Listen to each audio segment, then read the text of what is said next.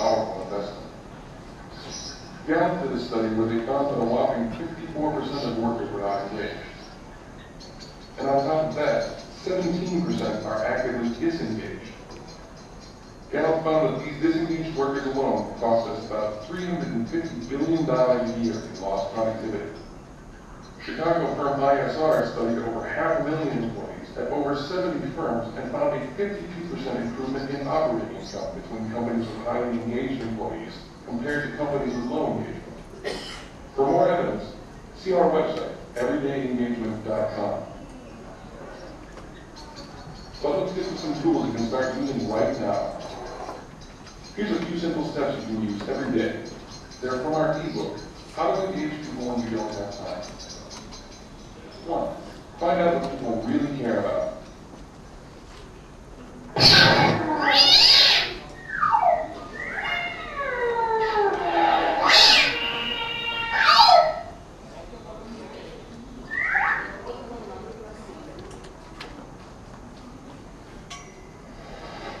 2. Support others in achieving their goals.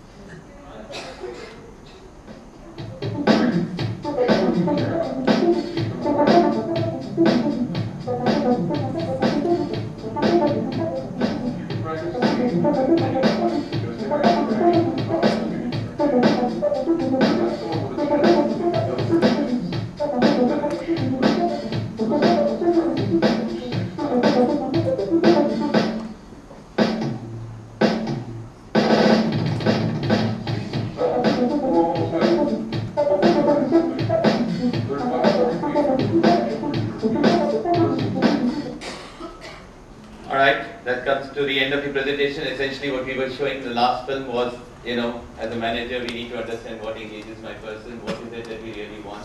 Is it the fish, the chicken, or what? What is going to motivate? Is it a promotion? Is it a presentation? Is it a training opportunity? What is going to motivate it? Am I there to stand by him when he or she fails? Essentially. Alright, thank you.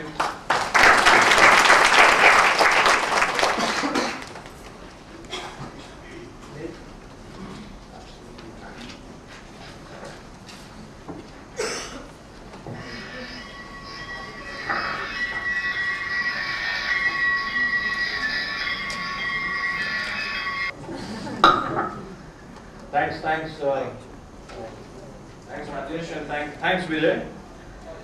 I have around 50 slides with me because I thought this is a big opportunity of showing into a very engaging audience here. And also, I understand there's a lot of there's the first time there's a little diversity on the dais. Shoshana is there, and you people would love to hear her, so I can take as much of time because you want to hear Shoshana and not me. So I will be taking that much of the time.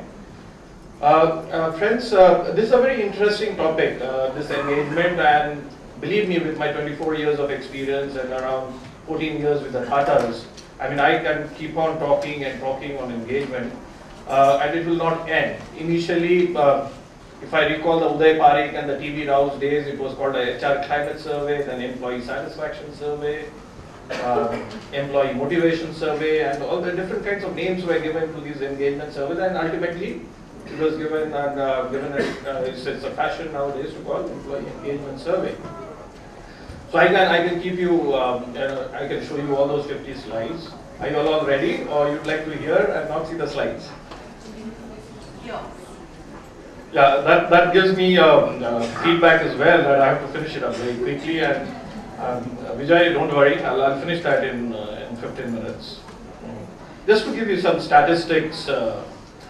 From the engagement world. Where there is high engagement in an organization, the productivity of employees improves by 43%, the operation income improves by 23%. And where there is a highly disengaged environment, operation income reduces by 32%, and the revenue is less by 33%. So these are hard facts. I'm not going to talk again and again why we should be focusing on employee engagement. But when we look at certain published articles of Harvard, or McKinsey, I would like to provoke your thoughts, and maybe we can keep some questions. You can ask some questions in the end, so that we'll be able to satisfy your queries. What does a person want when he joins a new company? If you see that, it gives you a lot of answer for what engagement is all about. If I want to join a new company, I want a good brand, I want a good working environment, I want a good boss and a supporting team member, I want recognition through objective assessment of my contribution. The idea is, if you are result oriented, all of you, all the companies would love to see you getting result oriented, all things remaining the same. I would like a different environment where I feel the company empathizes for me. And that will be the unique selling proposition of an organization when we talk about engagement.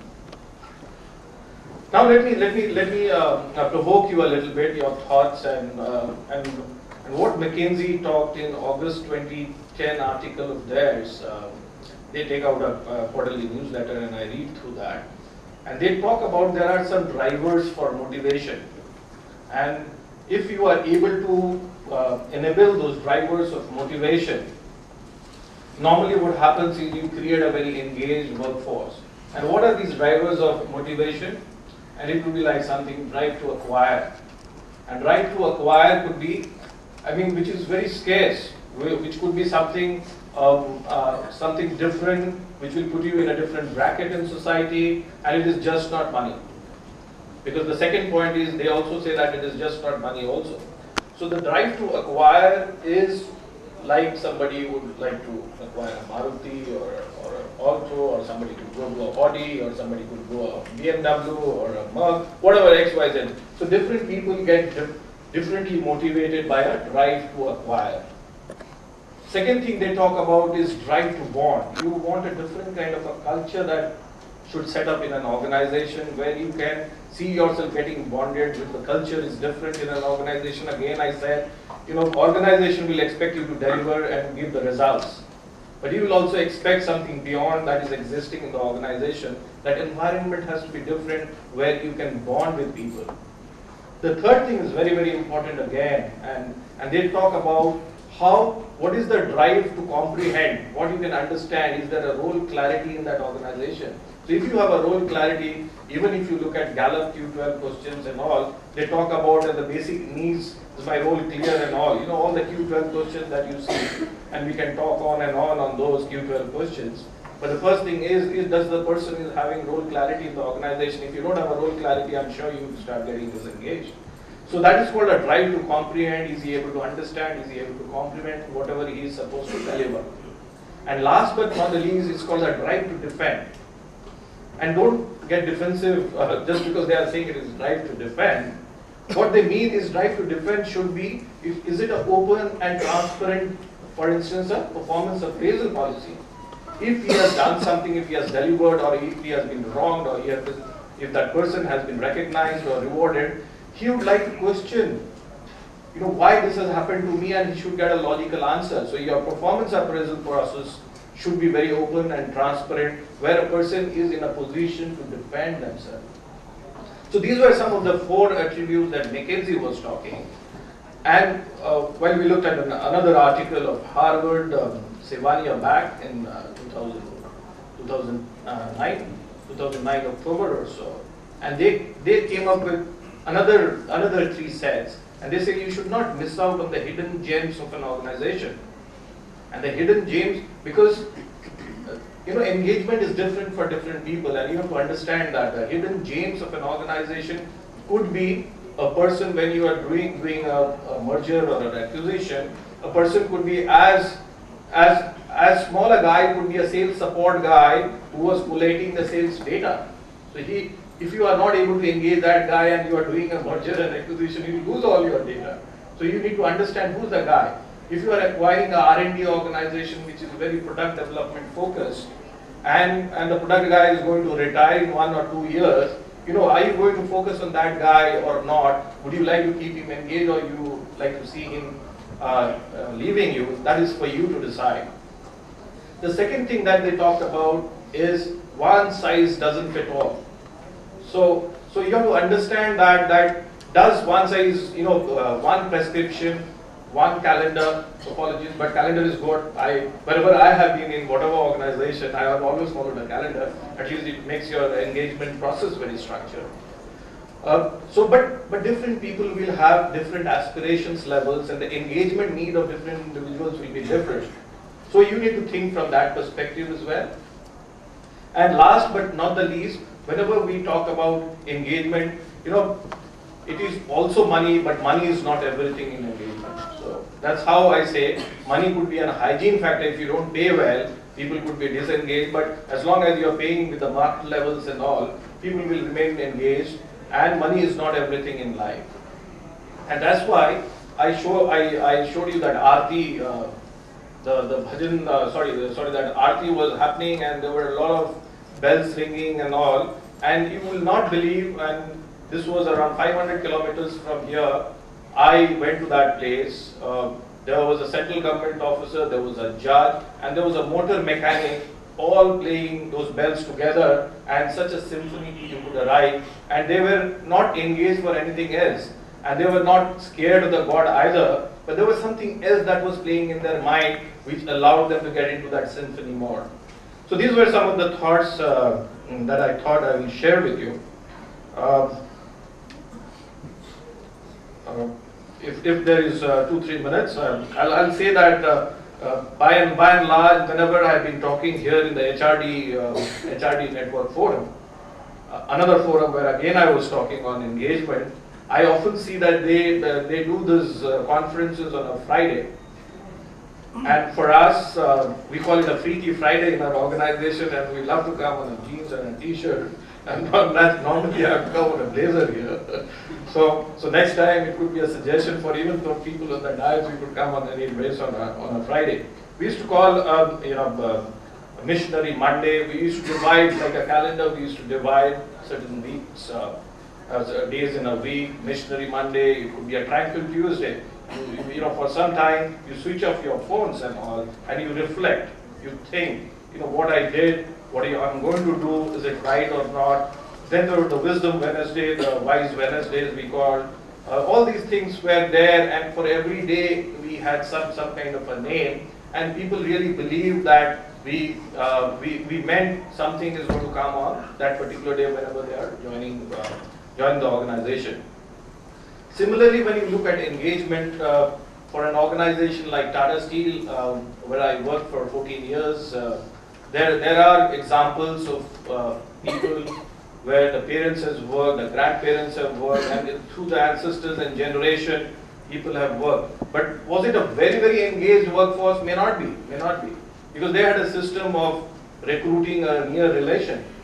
So people would normally nominate the worst performing guy in the family in that registration, and that guy used to get registered there in those organizations.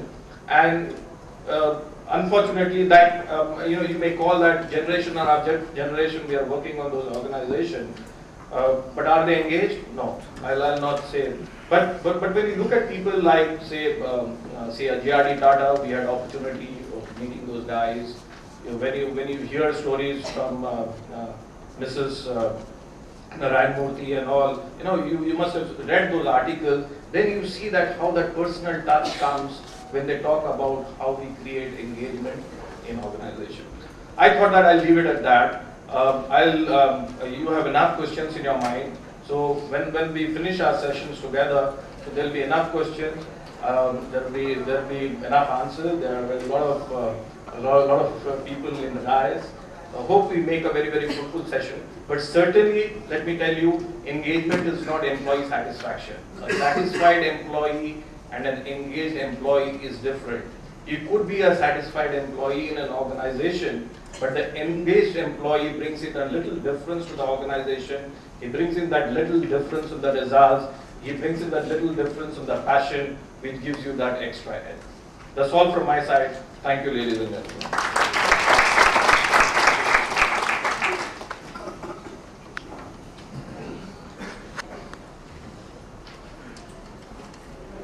Now I have to find where my PowerPoint has been hidden. Can we look at that?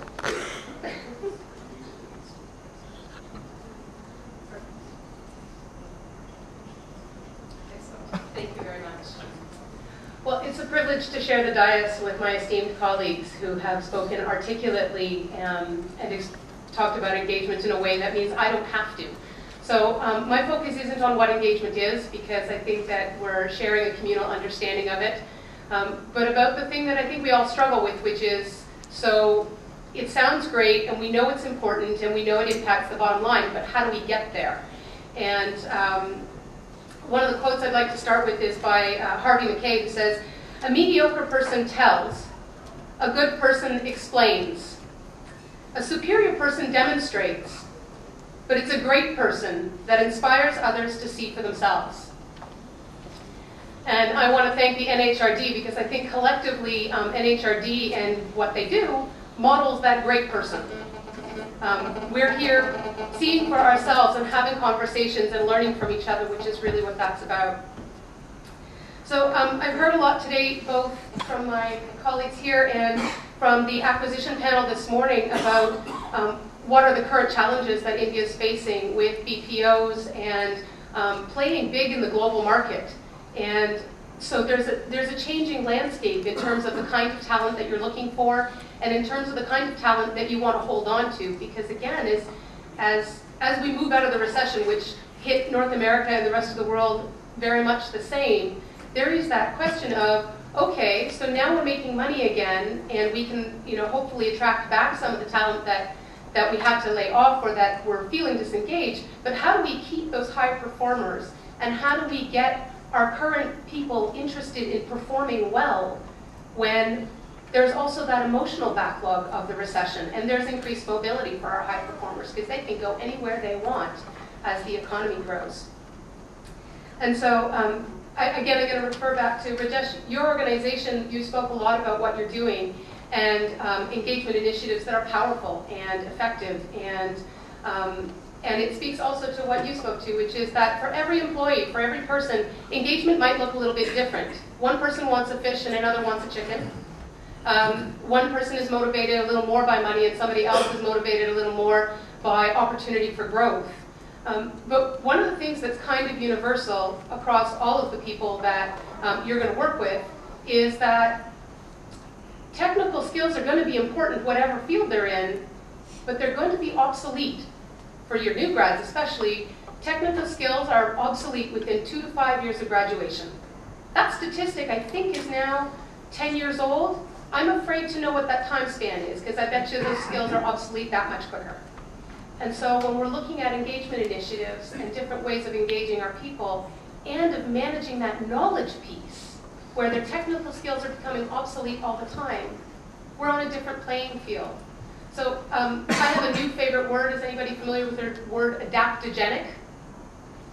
It applies to a number of different things. Herbs are often adaptogenic, and it is the idea that this one substance can adapt itself in any environment for its reality. And so some herbs will, a lot of herbs will impact one person differently than they'll impact someone else, depending on the DNA makeup. And so coaching, from my perspective, is adaptogenic. And it is the thing that no matter what other things you are doing for engagement or for recruitment, it's going to help move you forward because it applies on top of everything else or underneath to support. It enhances. It doesn't replace what you're doing, it enhances. So there's program Strengths-Based Leadership by Rath and Conchi, and what they noticed was that there's a very powerful relationship between using your strengths at work and being engaged.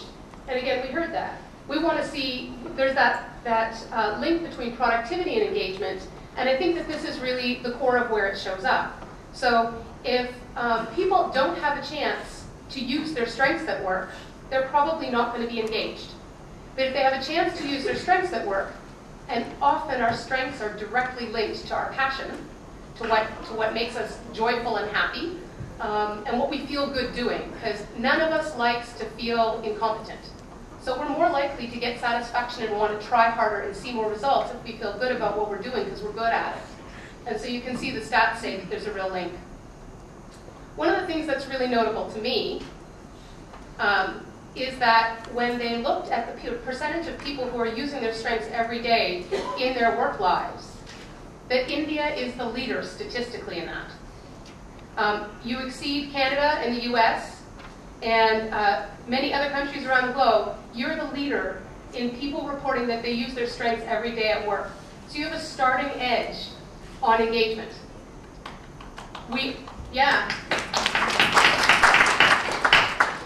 So what a privilege to be able to speak to all of you. You also, as you're leading the pack, can help us learn it, but can also work with us because all of us have a ways to go. So the leading the pack number is still at 36%. So we have some room for engaging people's strengths more, for setting them up to show what they're good at and what they're passionate about, and to bring that to increase the value of the organization. And again, that was said before me, satisfied employees are great, but what we want is the engaged employees who increase the value to customers, to their colleagues, to their organization. So we have some barriers to that, or some things that we're challenged by, and some of it is about old paradigm management. Typically, our organizations focus on results and performance. Because really, from a bottom line perspective, and I really heard that this morning, so there's this bottom line that has to be played to. The organization has to make money. If it's a public organization or a publicly owned organization, the shareholders have to make money. The employees have to be paid. There's all those really basic bottom line things. And then there's branding and market share, and those are about results. But the other piece of this old paradigm that is shifting is the part that's about how we manage. And when we're focused on results and performance, often that also comes with an old paradigm, which is that managers must have all the answers, and that they need to be experts in their field. And what's really fascinating to me is that the New York Times put out an article, I think 2 days ago. I thought Google's timing was absolutely perfect. They did it just for me today. But Google just released the results of a 2-year study that they did on engagement in their workforce. And I mean, Google is the holder of data. If anybody has got good data to do their work with, Google's it. And what they found was they created a list of 8 key management tools. They've called them Google's rules. And what was interesting was where it came out of, which is historically Google has, being a very technology-driven company, has said, leave our engineers alone, let them do their thing. If they get stuck, they'll come to their manager, and their manager will give them technical expertise. That's what they want, and then they can go do their thing again. And what they found was that across the board, technical expertise, although it showed up on their top 8 list, came dead last. Yep, the manager has to have some technical expertise, especially in a technical company, but that's not what the employees really wanted. The top on their list was a good coach.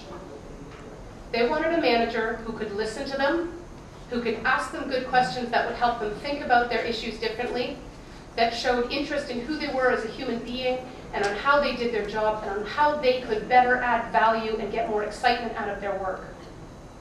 And so what that tells me is that Google has figured this out, which is that it isn't just about results and performance.